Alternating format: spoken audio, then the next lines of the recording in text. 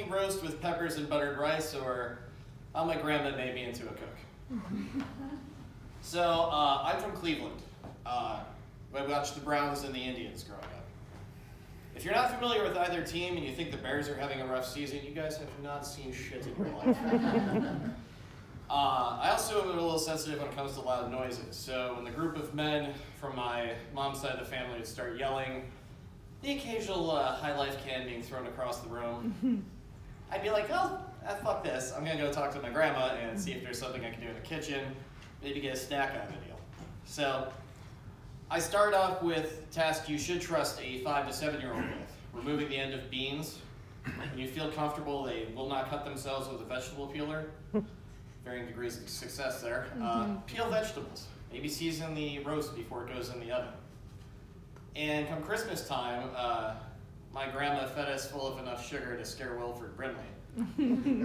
And we'd bake cookies. And cookies started to have this really strong dopamine-enriched memory with me. There's a couple varieties we'd make. So we all liked the snickerdoodle ones that she'd send us or we'd make. I have to fight my dad for the peanut butter ones, fight my mom for the chocolate chip cookies, fight my brother a little bit for the oatmeal ones, and I got to keep the molasses all to myself. So, path of least resistance, molasses became my favorite. Now, over the course of this time, this inspired a love of cooking for me. And I can still remember being in college and getting a package that said, oh, Patricia Pudlock from Naples, Florida. This should be nice. Wonder what it is. Oh, it's a check. Nope, it was cookies. And I'm 18, trying to feel more like an adult. Trying to kind of shake off being a child a little bit. I'm on my own for the first time. Cookies, I don't care how old you are, from your grandma, are the best tasting thing on the planet. And it was like as comforting as the quilt she made me when I was 7. But edible. It's not quite like the quilt. I tried that. Also, side note, they pair exceptionally well with Miller Lite, something I discovered only in college. But this instilled something in me a little bit more. My grandma would also take us out to restaurants when she needed a night off in the kitchen. She said, if you're going to go somewhere that's known for steak, Japanese grill, doesn't matter. Get outside your comfort zone, try something new.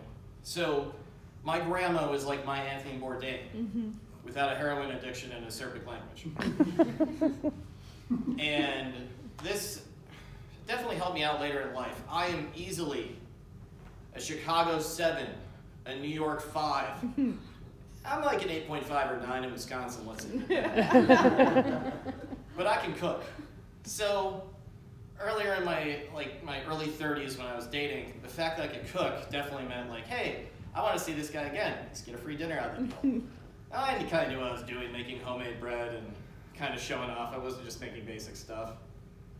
And luckily that carried over to my now life, who my soon-to-be wife in my now life, who's in the audience, says one of her favorite things is when she comes home from the grocery store and sees her man in the kitchen making meals for the entire day.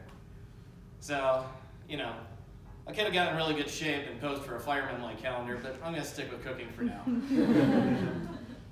And we visited my grandma about a year and a half ago.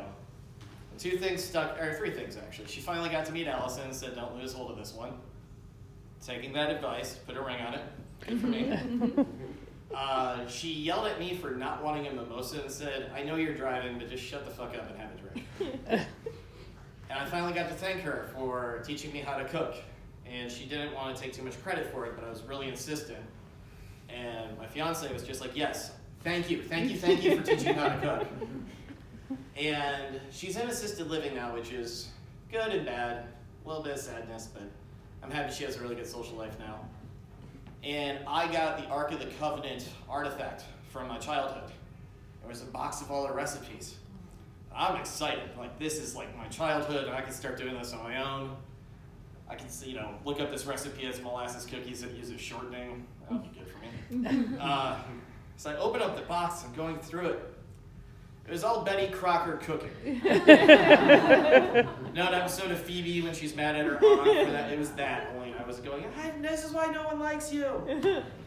But Patricia Pudlock is the reason I cook. She's my Anthony Bourdain. And I want to say thank you for everything to her tonight.